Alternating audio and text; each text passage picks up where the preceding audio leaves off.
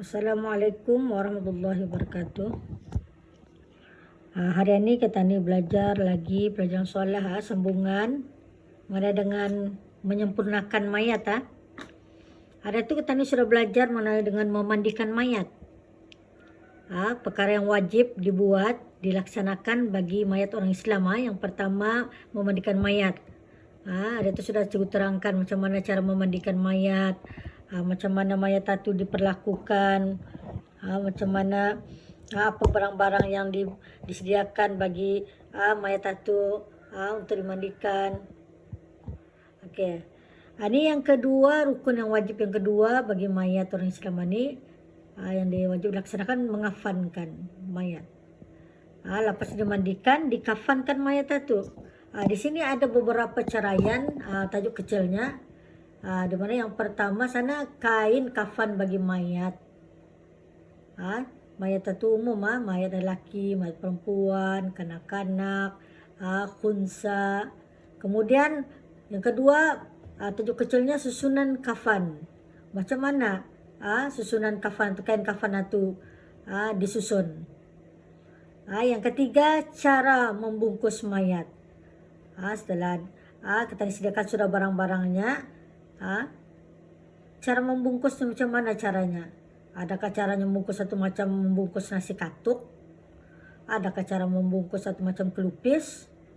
Adakah cara membungkus satu macam bungkus hadiah? Logik itu. Tadi lihatlah sekarang macam mana cara membungkus mayat dan beberapa hukum mengenai dengan mengafankan mayat. Okey, kita lihat dulu yang pertama.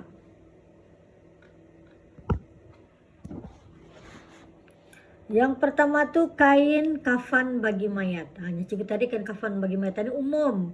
Lelaki ke perempuan ke, khunsa ke, kanak-kanak ke. Okey, kita lihat sana yang pertama. Sekurang-kurang kafan mayat ialah sehelai kain yang boleh menutup seluruh tubuh badan mayat.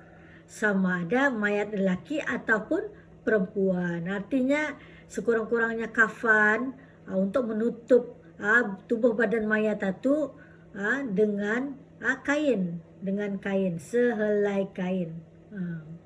Kemudian yang kedua, kafan yang lebih sempurna bagi mayat lelaki sama ada ia sudah akil, baligh atau kanak-kanak. Ini kita bincang dulu bagi mayat laki-laki.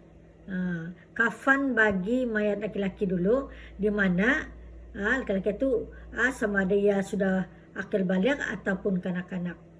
Ialah 3 lapis kain putih, tiap-tiap lapisan meliputi seluruh tubuh badannya dan harus ditambah dengan sehelai baju dan serban. Belum terbayangkan? Kamu bayangkan saja 3 lapis kain putih. 3 lapis 3 buting tu Kemudian boleh ditambah buat baju. Buat baju dan buat serbannya. Serban itu tengkuluk tengkuluk. Kemudian tadi lihat sana yang ketiga.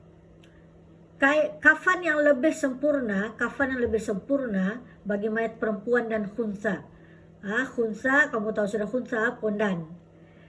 Di mana ialah 5 lapis kain putih, iaitu selapis kain yang menutup antara 2 lututnya, selapis baju, selapis tutup kepala yang ditelkung, dan 2 lapis lagi kain yang membalut seluruh tubuh badannya. Ada 5. Belum terbayang juga kan? Kamu bayangkan saja, sediakan 5 lapis kain putih, 5 buting kain putih, 5 helai kain putih, sediakan saja. Di mana 5 lapis tadi itu ada yang kena buat baju, ada kena buat tudungnya, telkung, dan satu lagi untuk menutup lututnya tu. Harus dijadikan kain kafan pakaian mayat sama ada ia hidup. Artinya kain kafan ini apa yang tadi pakai semasa hidup, ia tentu kita dipakai semasa tadi mati. Biasanya kalau kita lihat orang mengafankan mayat tadi, tidak ada lain warnanya, warna putih. Sebenarnya boleh warna lain, tapi seelok-eloknya warna putih lah. Kita lihat sana, Nina. Ini ada gambar rajanya, susunan kafan. Susunan kafan bagi mayat laki-laki. Kita lihat sana. Kamu lihat sana, 1, 2, 3. Yang ketiga ini baju. Baju. Ini sekarang ada titik di tengah tu, dibuatkan lubang untuk ia masuk. Kepalanya tu masuk sana, untuk arah lehernya tu. Artinya 3. Itu yang ketiga, yang di atas ini dibuatkan baju. Dua buting ini dibuatkan untuk membungkus sekarang. Oke, paham sudah tak? Itu bagi mayat laki-laki. Kemudian tadi lihat bagi mayat perempuan. Ini nah, kata dilihat 1, 2, 3, 4 dan 5 itu tudung. Oke. Tina, susunan kafan perempuan atau khunsa, kain, tudung, baju, kain pembungkus. Tadi lihat Tina, ini bajunya. Lain lagi tudungnya. Ini tudung. Ini bagaimana buat baju, bagaimana baju yang sepatutnya dipotong dan lipat. Ini cara membuat baju. Itu nah. Sudah kuliah jadilah digulunglah dulu sebelum tadi menaruh mayat. Jadi di sini ada di sini gambar macam 4 sebenarnya ditambah dengan tudungnya, tudung bagi mayat. Oke, kita lihat lagi.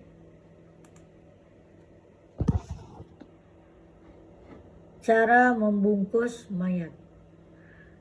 Kalau sudah tersedia bahan-bahannya sudah, barang-barangnya sudah bagi mayat ini, kain pun sudah dikuyak-kuyak, tinggal saja membungkus mayat. Maka caranya ialah yang pertama, hendaklah dimulakan dari sebelah kiri dulu, sementara yang sebelah kanan menindihnya. Artinya kamu bayangkanlah kiri dulu, lipat ke kiri dulu, lepas lipat ke kiri sudah, baru kanan. Kanan ini akan menindih kain yang kiri tadi itu. Yang kedua, diletakkan kapas di tempat yang lekuk, seperti ketiak, tengkuk dan tempat sujud. Artinya ditaruh kapas lah tempat yang berlubang-lubang itu. Rasanya macam ada lubang lekuk atau lubang, macam ada lubang seperti ketiak. Ketiak tu tadi berlubang kan, taruh kapas lah. Tengkuk tadi di belakang leher ini ada lubang sikit, tadi taruh kapas dan tempat sujud. Yang ketiga, setelah itu baru diikat dengan 5 ikatan. Baru sudah dibungkus, mengikut cara-caranya, mengikut mayat atau juga lelaki dan perempuan. Kita ikatlah dengan 5 ikatan. Oke, atau cara membungkusnya. Anda payah membungkus, senang saja. Oke, beberapa hukum di mana mengafankan mayat dengan kain putih hukumnya sunat. Digalakkanlah seboleh-bolehnya pakai kain putih. Nampak ketani jarang bersih. Mayat ataupun berseri. Kalau biasanya lah kalau dia pakai kain putih ini. Yang kedua, mengafankan mayat lelaki dengan kain sutra hukumnya adalah haram. Kemudian mengafankan mayat perempuan dengan kain sutra hukumnya adalah harus tetapi makruh. Itu beberapa hukum dengan membungkus mayat. Artinya bisa lah pakai kain putih, boleh kain warna lain. Oke, kemudian tadi lihat sana menyembahyangkan mayat. Ini perkara yang wajib yang nomor 3. Nomor 1 tadi sudah dimandikan, kalau sudah dimandikan kemudian dikafankan. Yang ketiga, kita disembayangkanlah, sudah selesai dikafankan dan sembayangkan. Di sini ada beberapa tajuk kecilnya di mana menyembuhkan mayat ini ada syarat-syaratnya. Ada syarat-syaratnya kita boleh menyembayangkan mayat itu. Yang keduanya rukun menyembuhkan mayat ini pun mesti ada. Kalau salah satu rukun itu tidak ada, maka tidak sah menyembahyangkan mayat. Yang ketiganya cara-cara sembahyang mayat. Macam mana cara-cara sembahyang mayat tadi? Kamu pun mesti dah tahu, kamu sudah diajar lebih awal sudah cara-cara sembahyang mayat itu. Macam mana cara sembahyang bagi mayat lelaki, macam mana cara sembahyang bagi mayat perempuan, macam mana yang keempatnya kedudukan mayat itu. Kedudukan mayat itu macam mana? Kamu pun sudah diajar secara ringkas. Dan yang kelima, beberapa hukumlah mengenai dengan menyembayangkan mayat ini. Okey. Di mana kedudukan mayat ini? Kita lihat sana nombor 4 itu tajuk kecilnya, letak mayat yang akan disembayangkan. Kemudian saf sembayang mayat macam mana? Terbayang tidak? Kalau sembayang berjemaah sembayang 5 waktu tadi tahu. Kalau sembayang mayat macam mana? Macam mana tadi meletakkan mayat itu, di mana tadi meletakkan mayat itu, kemudian barisan sembahyang mayat itu macam mana safnya, kemudian menyembayangkan mayat yang ramai macam mana, kalau seorang biasa kata ni sudah, kalau ramai-ramai yang mati ini macam mana. Dan yang kelima tajuk kecilnya adalah masbuk atau masbuk. Masbuk ini indah sampat bersama-sama imam pada rakaat dari awal lah. Ya sampat bersama imam itu pada rakaat misalnya rukuk ke rakaat pertama ke dan seterusnya. Oke, ini yang pertama tadi bincang dulu yang pertama. Syarat menyembayangkan mayat ini ada 5 perkara. Yang pertama, mayat itu adalah orang Islam. Ini mayat orang Islam ini kata ni yang sendirinya wajib menyembayangkan. Yang kedua, sudah dimandikan. Mayat itu sudah dimandikan. Yang ketiga, bukan mayat orang yang mati syahid. Kalau mayat mati syahid, cuma perkaranya ditanam sahaja dengan pakaian yang berlumuran dengan darah, tak payah dimandikan. Kemudian yang keempat, mayat itu berada di hadapan orang yang hendak menyembayangkannya. Mayat itu di depan pulang, bukan imam. Mayat itu di depan orang yang hendak menyembayangkan. Dan kelima, orang yang menyembayangkan hendaklah suci daripada hadas dan najis. Okey. Kemudian tadi lihat sana rukun sembahyang mayat. Rukun sembahyang mayat ada 7 perkara. Yang pertama, niat. Niatnya, usalli ala hadzal mayyiti 4 takbiratin fardha kifayati ma'muman lillahi ta'ala. Itu niatnya. Dalam keadaan berdiri sembahyang mayatan ya. Kemudian 4 kali takbir, Allahu Akbar. Takbir pertama kita membaca suratul Fatihah. Kemudian Allahu Akbar. Takbir kedua kita membaca selawat ke atas Nabi. Apa selawatnya? Allahumma sholli ala Sayyidina Muhammad wa ala ali Sayyidina Muhammad. Kama shallaita ala Sayyidina Ibrahim wa ala ali Sayyidina Ibrahim fil alamin innaka Hamidum Majid. Okey, itu selawatnya. Kemudian Allahu Akbar. Kemudian doa bagi mayat. Doa bagi mayat yang sempurna lah. Allahumma ighfir lahu warhamhu wa'afi wa'fu anhu wa akrim nuzulahu waghsil madkhalahu waghsilhu bil ma'i wasalji wal barad wa naqhi minal khataaya kama yunqas thawbul abyadu minad danas wa abdilhu daran khairan min dari wa ahlan khairan min ahli wa zawjan khairan min zawji wa dakhilul jannah wa'adzu min azabil qabri wa fitnahi wa min azabin nar. Kemudian takbir kisari yang keempat, Allahu Akbar, doa bagi mayat, Allahumma la tahrimna ajrahu wa la taftinna ba'da waghfir lana wa lah. Kemudian baru beri salam. Assalamualaikum warahmatullahi. Assalamualaikum warahmatullahi. Okey, kamu pun terbayang macam mana caranya. Ini cara-cara sembahyang mayat.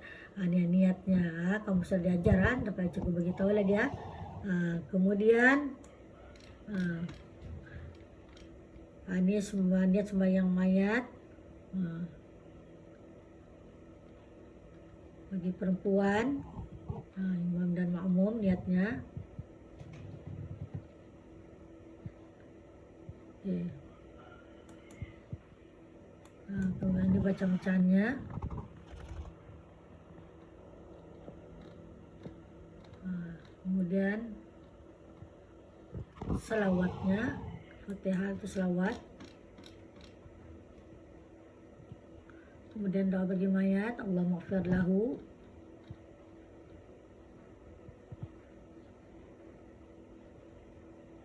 Nah, kemudian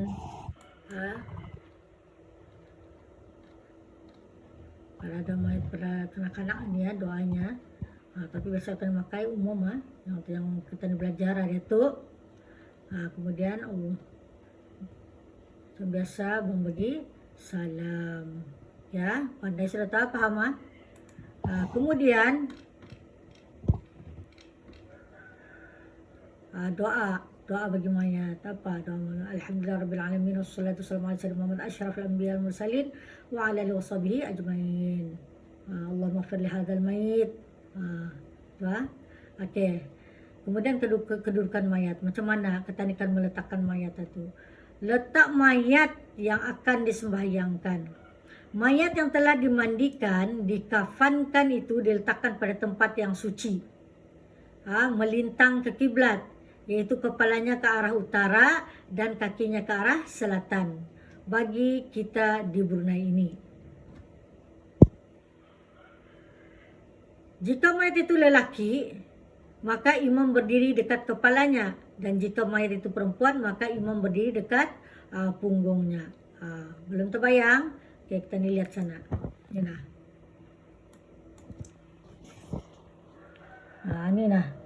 kedudukan mayat yang akan disembahyangkan. Ini cara sembahyang mayat lelaki, kita lihat. Ini imam. Ini sini kepalanya. Kamu lihat sendiri ya. Kakinya ke selatan, nih kiblatnya ke selatan, kepalanya ke utara. Oke ya, sudah paham Kemudian cara bagi mayat perempuan, kedudukannya. Imam di tengah-tengah punggungnya, nampak tuh lain atau sama juga kaki ke selatan, kepala ke utara. Ini cara bagi mayat. Sembahyang mayat perempuan. Ya, paham sudah kedudukannya. Oke.